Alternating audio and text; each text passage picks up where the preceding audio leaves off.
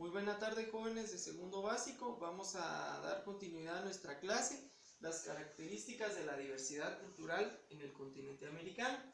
Y el día de hoy vamos a hablar un poco de las áreas de diversidad cultural.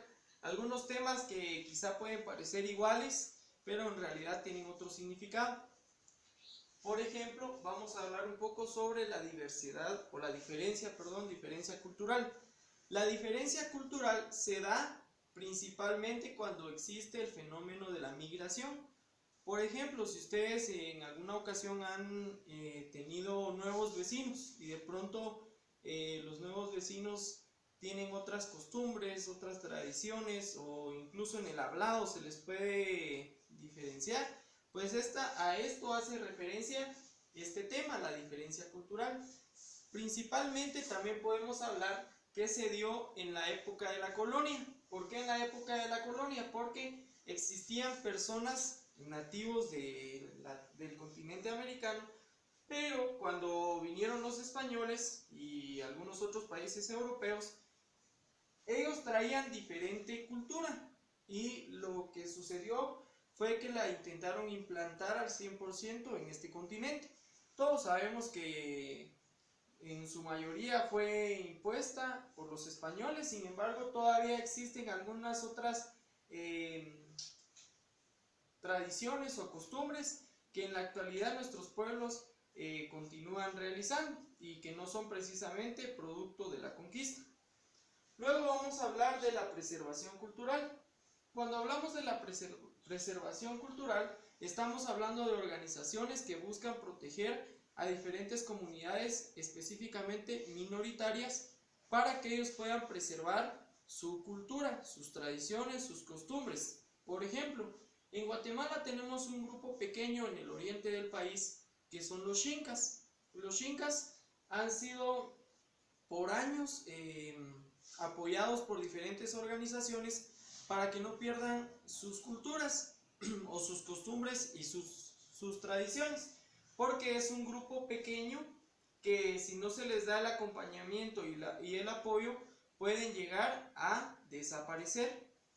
De hecho, el año pasado, antepasado, hubo algún tipo de campaña en contra de una extracción minera que estaban haciendo en el departamento de Santa Rosa, donde se ubica esta comunidad. Entonces, organizaciones de diferentes sectores ayudaron a que estos campesinos del grupo Xinka fueran apoyados para que la mina no perjudicara ni sus tierras, ni sus costumbres y tradiciones. Luego tenemos la interculturalidad. La interculturalidad se refiere a la convivencia de diferentes culturas, no prevaleciendo una sobre la otra. Por ejemplo, si decimos que vamos a respetar la cultura maya, vamos a convivir en paz con la cultura xinca o con la cultura ladina, pero ninguna de estas tendría que intentar sobresalir o ocultar a las demás.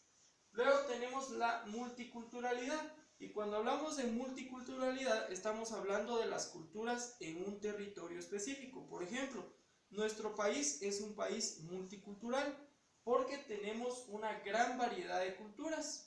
Claro, algunas se identifican un poquito más que otras, algunas tienen un poquito más de personas que son parte de ella, pero no por eso dejan de ser culturas. Entonces nuestro país es un país que posee esta característica, la multiculturalidad. También vamos a hablar un poco del Día Mundial sobre la multiculturalidad, sobre la cultura, y estamos hablando que se celebra el 21 de mayo. De hecho, acabamos de haber celebrado este día.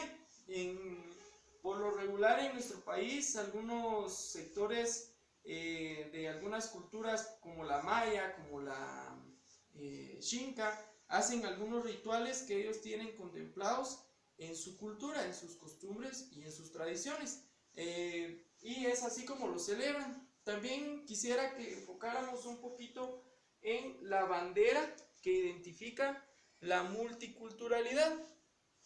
Es nombrada bandera huipala y consta de 7 colores en 49 cuadros. Por ejemplo, vamos a describir un poquito sobre qué significa cada color. Tenemos que el rojo identifica el planeta Tierra. El naranja tenemos que identifica la sociedad y la cultura. El amarillo, la energía y la fuerza. El blanco, el tiempo y la dialéctica. El verde simboliza la economía y la producción de estos pueblos multiculturales. El azul simboliza el espacio cósmico e infinito. Y por último el violeta, la política e ideología.